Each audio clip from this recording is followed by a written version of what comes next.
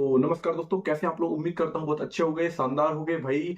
आप लोगों के बहुत कमेंट आ रहे थे भाई कि लास्ट समय जीके के लिए बताओ, मैथ के लिए बताओ, रीजनिंग के लिए, हिंदी के लिए हम कौन से टॉपिक पढ़े ऐसे सीजीडी के लिए। ठीक है, एग्जाम में वैसे भी 19 से 20 दिन बचे हैं, तो भाई मैं आपको जो मैंने प्रीवियस ईयर को देखकर और जो टॉपिक्स जो मैंने ट्रेंडिंग टॉपिक्स को देखकर एडिक्टिव बेस पर मैंने अपने लिए बना लिया है। मतलब आप लोगों के लिए मैंने कल भी बताया था कि मैंने बहुत सारे टॉपिक्स लिख लिए हैं कि लास्ट समय आपके इसका रिवीजन कर सकते हैं। ठीक है, तो वीडियो में बने रहिएगा। आप अगर नए हो तो कृपया चैनल को सब्सक्राइब और वीडियो को लाइक जरूर करिएगा। तो चलो पढ़ते हैं। तो भाई शुरुआत करते हैं। तो एसएससी जीडी का आपको पता है कि भाई कुछ क्वेश्चन मॉडरेट आते हैं, कुछ आपके ये मान लो कि आप बाकी सब तो मतलब बेसिक ही आता है, बाकी कुछ मैथ के 3-4 क्वेश्चन जो अच्छे पूछे जाते हैं।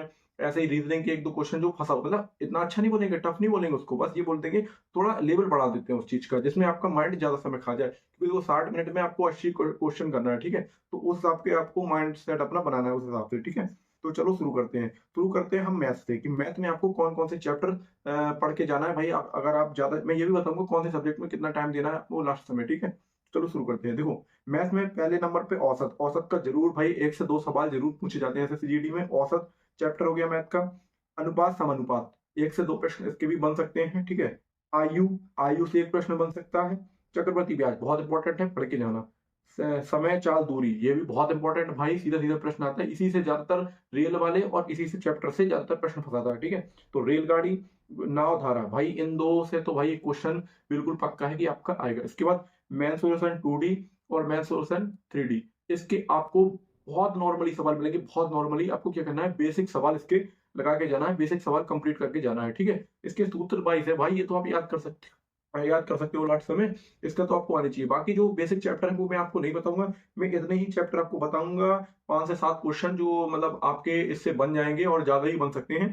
तो मेंसुरेशन 2D और 3D से जरूर करके जाना। ठीक है, और आपका एक और चैप्टर है, वो बोलते हैं उसको जो मैंने लिखा है अभी कि हाँ, वो लाभ हानि। लाभ हानि के भाई मतलब जरूर आपको 2 क्वेश्चन देखने के लिए मिलेंगे, तो लाभ हानि भी इसमें करके जाना आप। ठीक है, तो मैथ का आपको समझ में आ गया होगा। अब हम बढ़ते हैं रीजनिंग की तरफ। तो लॉजिकल वर्ड वगैरह के जो क्वेश्चन आते हैं वो आप करके जाना। मैथमेटिकल ऑपरेशन, ये भाई आपको पता है मैथ में आते हैं, तो आप लोगों को बनता ही होगा। ठीक है, क्लॉक कैलेंडर क्या पता है, एडीक्यूटी आ गई इस बार पूछ ले, तो ये पढ़ के जाना। रैंकिंग ऑर्डर, तो ये भी आपको पढ़ के जाना। अल्फाबेट टेस्ट, ये पढ़ के जाना है। ठीक है, अर्थमेटिकल रीजनिंग, ये आपको पढ़ के जाना है। बाकी भाई रीजनिंग इतना टफ नहीं आ चाहिए, 2-3 क्वेश्चन जो आपको टाइम टेकन आते हैं, बस ऐसा मान सकते हो आप। ठीक है, तो ये आपको चैप्टर पढ़ के जाना है रीजनिंग में। और हिंदी की बात करें तो हिंदी में भाई आपको क्या करना है, विलोम शब्द बहुत इंपॉर्टेंट है। जो विलोम शब्द प्रीवियस ईयर को देख के आपको विलोम शब्द याद करके जाना है। ठीक है, इसके बाद पर्यायवाची शब्द, पर्यायवाची शब्द आप पढ़कर जाएंगे। और वाक्यांश के लिए एक शब्द, ये बहुत इंपॉर्टेंट है, ये भी आपको पढ़ के जाना है। ठीक है, अनेकार्थी शब्द, ठीक है, ये भी आपको पढ़ के जाना है।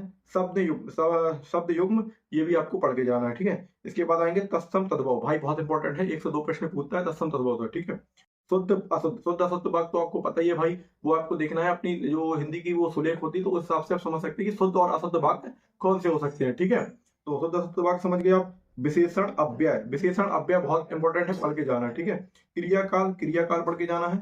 और ये क्या बोलते हैं, वाच्य, हाँ एक वाच्य, क्रियाकाल वाच्य, हाँ वही है। ठीक है, तो ये आपके हिंदी के मैंने चैप्टर बता दिया भाई, रिवीजन कर सकते हो, हिंदी में इतना कठिन नहीं है, ये आप आराम से लास्ट समय ये करके जाओगे तो बढ़िया स्कोर रहेगा आपका। ठीक है, अब सबसे बड़ी बात जीके, जो हमको बहुत ज्यादा परेशान करती है भाई लास्ट समय, कौन से पढ़े, क्या पढ़े, हिस्ट्री में क्या पढ़े, पॉलिटी में क्या पढ़े, जियोग्राफी में क्या पढ़े। तो भाई उसके लिए मैं आपको बताता हूँ। ठीक है, तो अगर आपने वीडियो को लाइक नहीं किया तो पहले लाइक कर दो। ठीक है, तो चलो शुरू करते हैं। हम लोग शुरू करेंगे हिस्ट्री से। हिस्ट्री में आपको क्या पढ़ना है, ठीक है, देखो, बौद्ध धर्म, जैन धर्म, ठीक है, वैदिक काल, सिंधु सभ्यता, मगध साम्राज्य, कुषाण, ये कुषाण वंश आपको पढ़ के जाना है, बहुत इंपॉर्टेंट कुषाण वंश से। और ये बोलते हैं कि चेर, चालुक्य, अशोक मौर्य काल, ठीक है, और चंद्रगुप्त, ये आपको पढ़ के जाना है भाई, बहुत इंपॉर्टेंट है, याद रखना मेरी बात को। ठीक है, देखो 1857 की क्रांति आपको पढ़ के जाना है। कांग्रेस अधिवेशन पढ़ के जाना है। नारे वचन, किसने कौन से नारे दिए, ये आपको पढ़ के जाना है। संगठन, जो संगठन बनाए गांधी जी ने कौन सा बनाया, सुभाष चंद्र बोस ने कौन सा बनाया, ये आपको पढ़ के जाना है। गांधी युग पूरा पढ़ के जाना है। ठीक है, दिल्ली सल्तनत पढ़ के जाना है। सल्तनत काल पढ़ के जाना है। विजयनगर साम्राज्य पढ़ के जाना है। ये आप हिस्ट्री में कर लेंगे, बस इतना ही आपको कहीं ना कहीं से क्वेश्चन मिल जाएंगे इतने में से भाई। बहुत इंपॉर्टेंट, बहुत मेहनत लगी है इस वीडियो को बनाने में, तो कृपया आप इसको लाइक सब्सक्राइब जरूर करना, ठीक है, नए हो तो।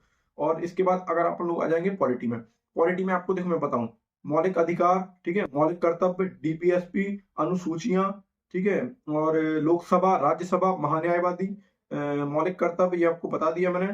ठीक है। इसके बाद हाई कोर्ट, सुप्रीम कोर्ट, आपातकाल, राजभाषा, राष्ट्रपति, उपराष्ट्रपति, प्रधानमंत्री, इसके अनुच्छेद आपको याद करके ही जाना है, ठीक है।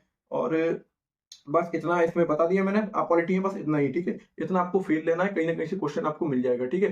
ज्यादा से ज्यादा 1 से लेकर 51 तक के आर्टिकल तो भाई आपको रटे होने चाहिए, क्योंकि इसमें तो बहुत ज्यादा चांस रहते हैं एसएससीजीडी में फंसने के, ठीक है।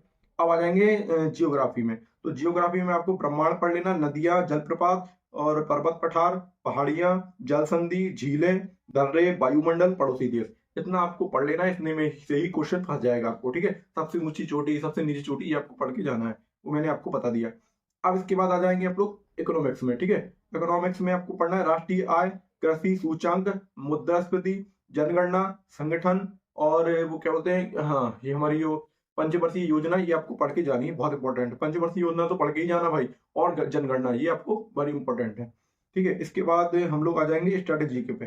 तो स्टैटिक जीके पे आपको क्या पढ़ना है, लोक नृत्य, नृत्य कलाकार, वाद्य यंत्र, नववर्ष त्योहार, आईजी टैक्स, युद्ध कलाएं, ठीक है। कला, यूनेस्को, यूनेस्को भी पढ़ के जाना, यूनेस्को में से प्रश्न पूछते हैं। क्रिकेट का भी पढ़ के जाना।